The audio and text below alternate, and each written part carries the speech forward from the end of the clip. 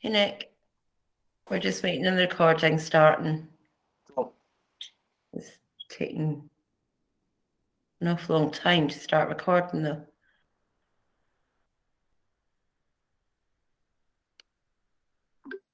That's I it. think it's recording. Yeah, it's recording now. Hi everyone, welcome to this week's UMIP Community Review call. This week we've had 3 UMIPs submitted in time for the deadline and for consideration for a vote this week. The first is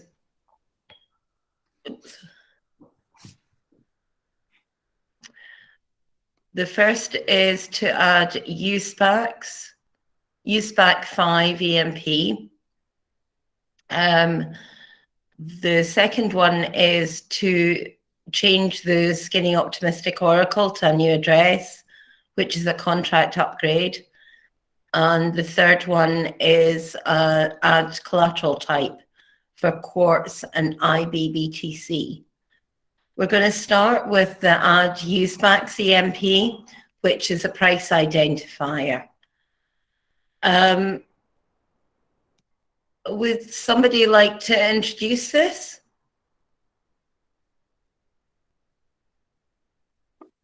Yeah, I think that we previously discussed that this is a price identifier for an index of market traded stocks with basically equal weights of 20% per each stock that's been traded. So our efforts were to bring more traditional assets into DeFi to allow exposure for different traders to trade market recognized asset that is have external liquidity on the foreign markets, and basically being able to buy and sell it in a permissionless way using smart contract technology. So we thought that this price identifier will help to, like, this is our first step. We want to go further and add more indexes that would track different assets from traditional markets, especially focused on SPACs. Thank you for that introduction. That was great. I know that there was some suggestion previously of you meeting with Sean. Sean, have you had a chance to meet with the USPACs team? Yeah, I mean, we talked on, I think it was the last UMIP community call for some time, but not since then, unfortunately. I guess just like jumping into my feedback, like things that immediately stood out to me, and I think we talked about some of this last time, but just repeating for the sake of clarity. So I think the first thing would be this like reliance on publishing this index on like publishing this index with like from this separate source, right? So like one approach we talked about last time was like not using IPFS and actually like detailing the methodology that you use to like determine which SPAC should be in the index and also what the weights of those should be. And it sounded like some of that like might not be programmatic, right? Like some of this might be elected through like say your governance, or would be just like you guys like picking interesting like indices to use. My suggestion now, and I left a comment about this, would be to actually like pass this index in through ancillary data instead. Passing the index and the weights in through ancillary data instead of like relying on this like IPFS hash. So that way, like, you know, like it's not like there's this one price feed that like could be basically anything depending on like what this IPFS hash is. It's like the different use cases of this price identifier would have different prices depending on the ancillary data that's actually appended to the price request for that. Personally, I think that's like a better approach for this, and curious to hear like Rainus's thoughts. And, on this question, I think the only thing to clarify is whether or not it's intended to change the weights and composition of these indexes at all. If it's not, then I think it's also possible to fix those in the UMIP itself. But if there is intention to have that adjustable, then definitely doing that on encoding that in each contract level would, as Sean suggested, seems more like reliable from end users' perspective. That there's no way for users of these since that this can be like changed in any way.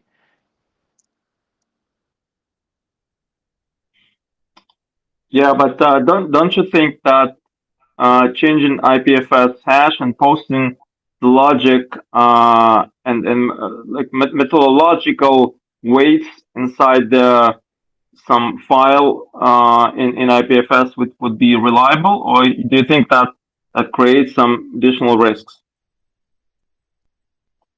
so like IPFS is like reliable, of course, right? What like isn't reliable is like when can that like actual like index be changed, and like how is it changed? Like how are like the components picked? Like if I was using some sort of financial product that relied on this index and I didn't have like a clear point of view for those other than, you know, like this team that publishes like this specific IPFS hash like kind of picks, then, you know, like theoretically, like that's not super secure.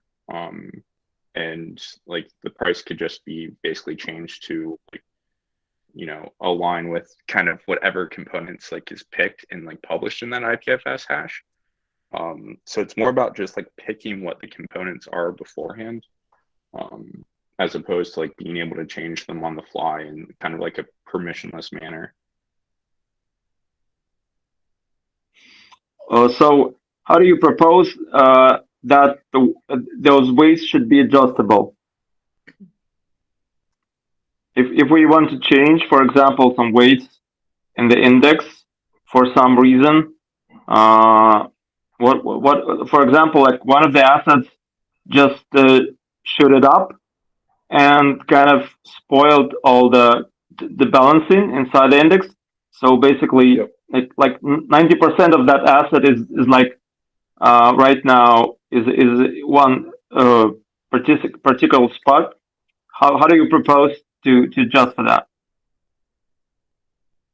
So like would you have, for example, some sort of like rebalancing threshold where when like an asset is like X percentage of an index, then you would rebalance like back down to like, you know, normalize across components? Like is there actually some sort of methodology here, or is it just like, you know, kind of on the fly you make kind of more active like portfolio management decisions? We just wanted to implement some governance behind this. So if we see that that the index is not well balanced, and one of the assets just kind of holds 90% of the portfolio right now, as it just grown up in value, then we want to initiate a governance call and maybe change it for governance. That was our logic to post a new weight for this index, and basically via governance change the price identifier hash with the methodology behind the IPFS, inside the smart contract, deposit inside smart contract. So that was kind of our logic to manage the weights inside this index. But we would be happy to hear if you have any another proposal. How can we manage that?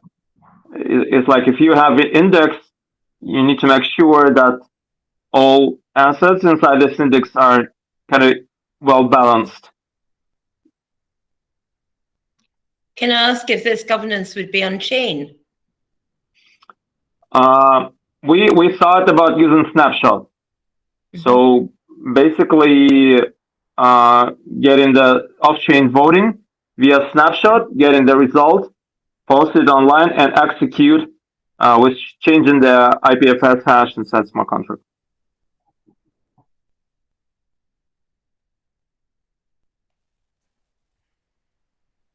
So I think like governance managed indices is like very interesting. And yeah, has like a lot of potential. Kind of my reaction would be like, could you define some sort of more passive rebalancing strategy that you could actually like formulate and put into this like UMIP and use that as like a placeholder until there's some sort of more active like governance managed strategy up and running? Because like until that's actually in place and we can point to this like, you know, more decentralized governance system where there's actually some like, you know, lead up time to like changing weights and lead up time to changing tickers.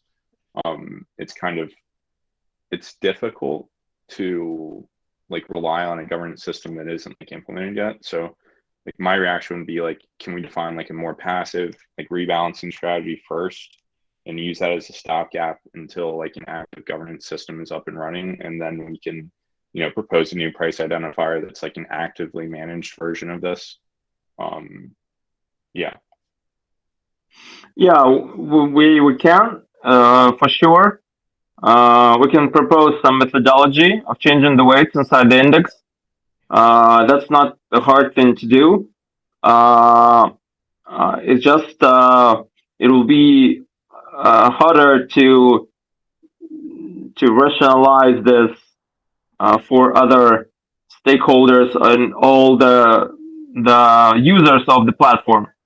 For example, like you make a proposal to change the weights, I don't know, of rebalancing once one asset weighs 40% right now inside the index. So you propose, like you make an automated strategy of changing the price identifier of 20% per each asset. But some users might not agree with that. They might be not happy that this is what was set beforehand. So this is how this thing was actually implemented. Might want to change that or somehow influence how it can be changed. What would your proposal be to change it just now prior to the governance being set up? Yeah, that's probably might work. So we can add that to the proposal. So make it more automated. Yeah, for sure.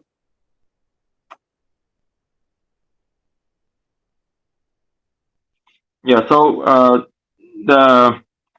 we just need to understand if we can manage it later. So if we set like this technological stack, so if we're not using IPFS, what would be how can we change these weights? How can we influence this index later on in terms of technology, not in terms of manageability, but actually technological way?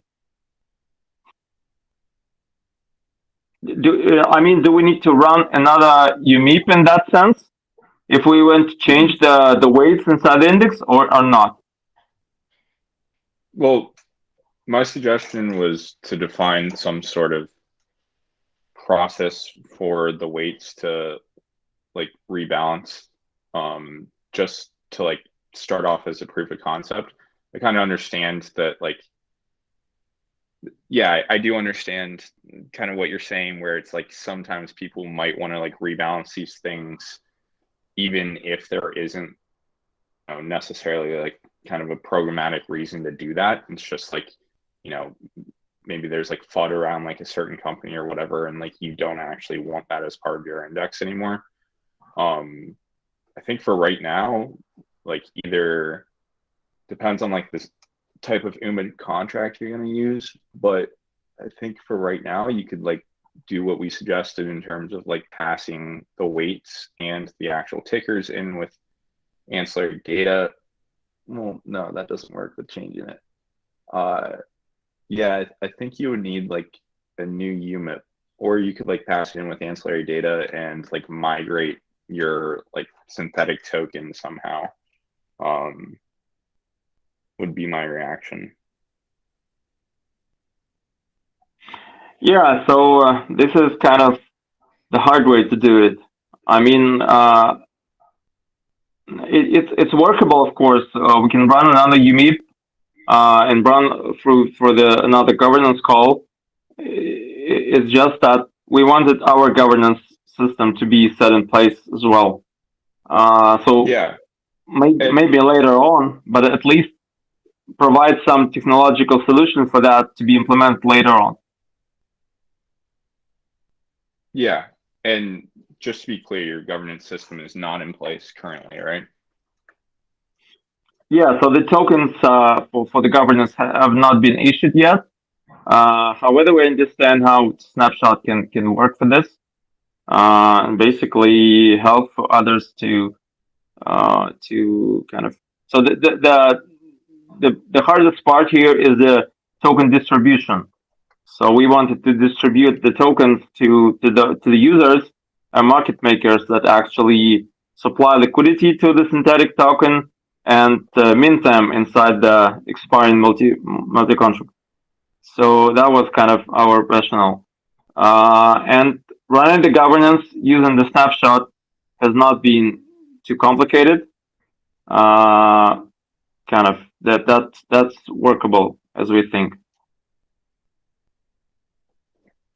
Sean, Okay. would it be possible for auxiliary data to pull in data from elsewhere, or does it need to be static in the UMIP?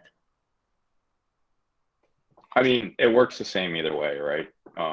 Just my comment was just saying like, hey, it's going to reference this IPFS hash, but not having any like reference or like reworkable like methodology for how kind of that IPFS thing gets updated makes this like just kind of a completely random price. Like it could literally be anything, because there's no like reproducible like method to determine what actually goes in there, and there isn't kind of like a permissionless way for people to like verify and actually be alerted that these like prices or components of the index would change. So yeah, Vari, like the ancillary data could also like say link to like a specific governance form or something like that. It's just my concern is around just like the centralization and like black box like aspect of it. Is that perhaps a way around it? If the governance will be on chain, then it could be one value which changes as a result of governance. Quite how you would do that, I'm not sure, but would that It work? doesn't even necessarily have to be on chain, right? It's quite expensive to run it on chain. We actually have experience working with Aragon, so it's quite expensive in terms of gas costs. Yeah, like being on chain doesn't really matter. Yeah, but you could have a snapshot right. that changes an on-chain value. Yeah, that's what we wanted to do. But I understand that your concerns that we still haven't distributed the tokens, so it means that we have not based our resilient governance system yet to manage these things. I understand your concerns. So we probably might add more details about how these weights should be changed when something happens with the base assets inside the index. So that's kind of workable. Okay. Just our concern would be that we need to run another UMIP to change the weights and do any kind of changes to the synthetic token itself. So we need to migrate and to accept another UMIP, and that might take some time to do.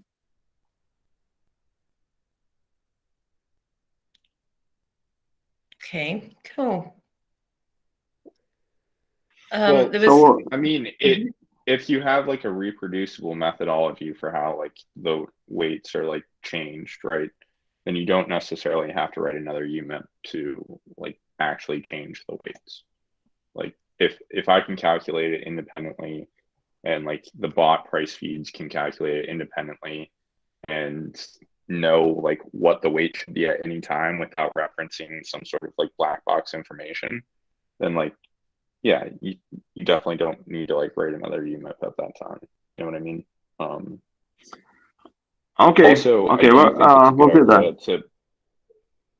I do think it's a good idea to put like, you could put like starting weights, and you could put like starting weights within ancillary data. And I would even suggest like putting starting tickers within ancillary data as well, because that will give us more flexibility down the line. Like it doesn't allow it to kind of change like mid product necessarily, but it will give us more flexibility down the line where you won't like really need to write new UMIPs for this, because you'll have that flexibility to like change these weights for new products and change the tickers for new products just by like changing the information within ancillary data. But of course, that may not apply if you're using the EMP. So, but still, I think it's good practice. Okay. We'll add that. That's not a problem. Can we kind of discuss this offline when showing you some details how this methodology should be implemented, and you give us some feedback on that? Yeah, definitely. Cool. cool. Okay, I saw that there was also a suggestion in here for a pull request, or a requirement to do a pull request for the price feed as well. Yeah, I mean, just practically, like we'll need a price feed for this if it's being used for an expiring multi-party contract. A price feed that works with like our bot infrastructure, but like what we just talked about will change that price feed, obviously. But we just we need it to actually be added to like kind of the universal bot infrastructure. So if you could like submit a pull request for that, like after these other changes are made, that would be awesome.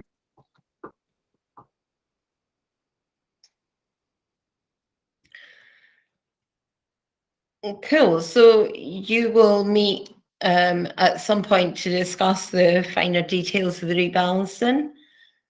So this is currently a no-go on the basis that the rebalancing mechanism needs clarified, and there's also a requirement for a price feed. Cool. Everyone in agreement? Yes. Cool. Yes. Okay. Okay. Thanks so much for attending the UMIP call. We're going to move on to the next one, which is to change the skinny optimistic oracle to a new address. This is a reasonably minor upgrade to the skinny optimistic oracle. I don't think we had any comments on it, did we? Nick, do you want to speak to this? Okay. Sure. Thank you. Yeah, just updating the address of this contract. The contract's just redeployed while accepting some of the suggestions from the Open Zeppelin audit for this contract. All the changes are pretty minor and just linked in the UMIP, but I view it as a pretty low risk upgrade. Does anyone have any comments on this UMIP? Nope. No, looks good. Same. And it's a go? Everyone in agreement with go? Yep. Excellent. We'll go. Thanks, Nick. Appreciate it. The final one was to add quartz and IBBTC. Quartz is the oh, I've just noticed a typo in here. Quartz is the governance token for Sandclock, which is looking to do KPI options. IBTC is interest-bearing BTC from Badger DAO.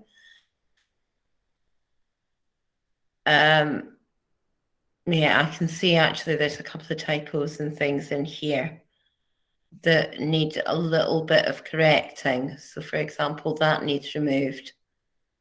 Can you also turn this into a markdown document, Var? Right now the formatting's all Is it? wacky because it's not actually a markdown document. Oh, okay. Oh, you're right. Okay, I'll get that corrected. No problem. It's not a big deal.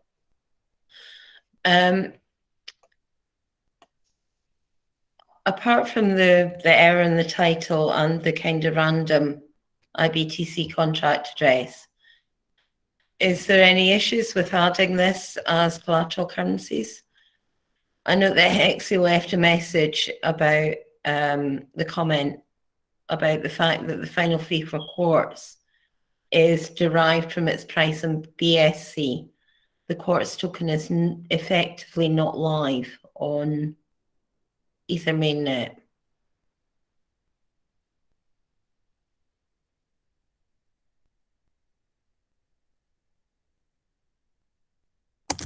Do we not have a similar case with Impossible Finance's incubator token?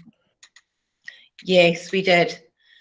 We had, it was just exactly the same case. So it is Yeah. bridge though. There's a token address for it. I haven't actually looked at this one.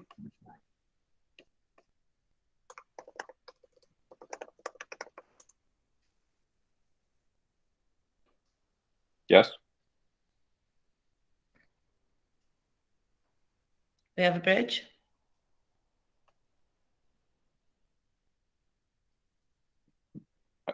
I just meant like, is there an address for the quartz token? Yes, there is, and it's also total supply on mainnet is 100 million tokens. Mm-hmm. And these are also for KPI options, so they're fairly low risk. Yeah, and there's 1,300 holders.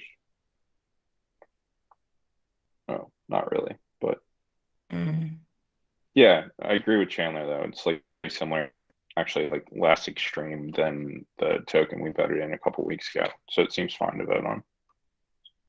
Okay. So that's a go with minor corrections. Yep, I think so. Just any comments on IBBTC? Everyone good with that being added as collateral currency? How does IBBTC work? It's just, As I understand it, it's a bit like the kind of why earn IBTC.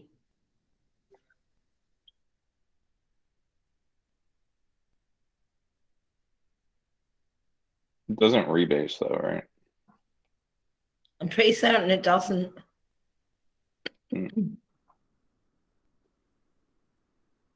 I think it's a vault that you put IBTC from YN in, and then they do interest on top. Yeah, it looks like a vault type of contract. Gotcha. Okay, cool.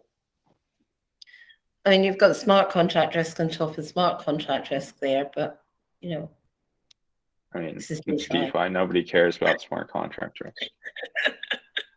Oh, Sean. Okay. So that's a go with the minor amendments highlighted. Cool. Excellent. Thanks ever so much to everyone for attending today's meeting. Is there any other comments?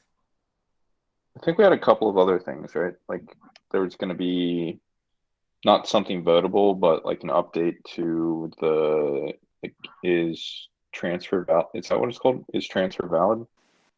Yeah, the is relay valid identifier, which is the across identifier. I was going to ask you guys, what is the process for updating that UMIP? Just the idea was to just submit the update as PR and then just like briefly talk about it on this call. Yeah. Okay. I mean, we can also, you can push it to the next call, or we can do an impromptu meeting later this week. I guess if we just need to discuss the PR, that works. Yeah, it's still working progress on my end, so I was planning to make the PR later today. Yeah, no rush. It's a really weird edge case, but just something we should catch.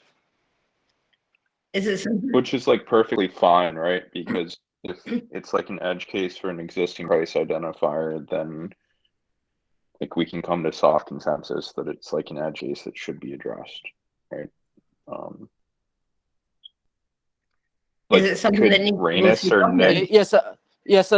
Actually, there are like a couple of issues addressed. The very minor thing was regarding rounding method. So from conventional rounding, moving to floor rounding on that 19th digit. So that's for LP fee. That's pretty minor. Then there is this edge case of what happens if pools get migrated and there are some pending deposits on layer 2. In practice, it kind of should not happen, but there might be like theoretical risk that due to some operational miscalculation, we end up in such situation. So that's just addressing this edge case. And then there is additional condition for invalidating the relay if the quote timestamp is in the future.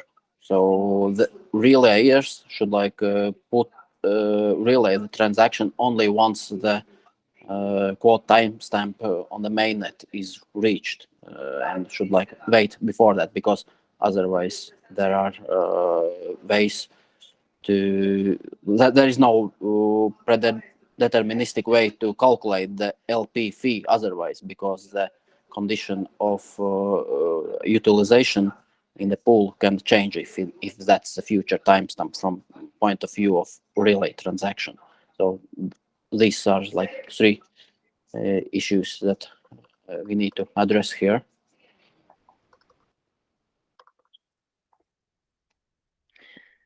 Awesome. Does this need to go through governance? I contend no. Yeah, I think that would go on governance only if migrating this to like some version 2 price identifier, only in that case, because otherwise there is no on-chain activity that should be voted upon. Okay.